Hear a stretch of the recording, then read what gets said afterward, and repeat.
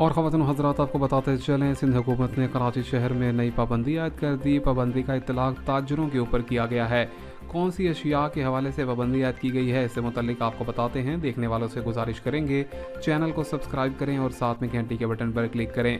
आपको बताते चलें, पाकिस्तान में कीमतों के अंदर जहाँ पर बड़ा इजाफा हो रहा है, प्याज और केले के हवाले से बड़ी पाबंदी आयद कर दी गई है। प्याज, केला और दीगर कई सब्जियों के हवाले से इनकी बरामदी के पर पाबंदी आयद कर दी गई है। ऐसे तमाम तर ताजिर जो बड़ी कसीर तादाद के अंदर अच्छा फ्रूट और इसी के साथ सब्जियां बरामद करते थे, यानी कि पाकिस्तान से बैरून मुल्क भिजवाई जाती थी, रमज़ान मुबारक के महीने के अंदर वज़ीर-ए-आज़म शहबाज शरीफ की क़यादत में बड़ा फ़ैसला किया गया और वज़ीर आला सिंध ने बड़ा फ़ैसला सुनाया, जिसके हवाले से मुख्तलिफ़ अशिया को किसी भी तौर पर बरामद नहीं किया जा सकेगा।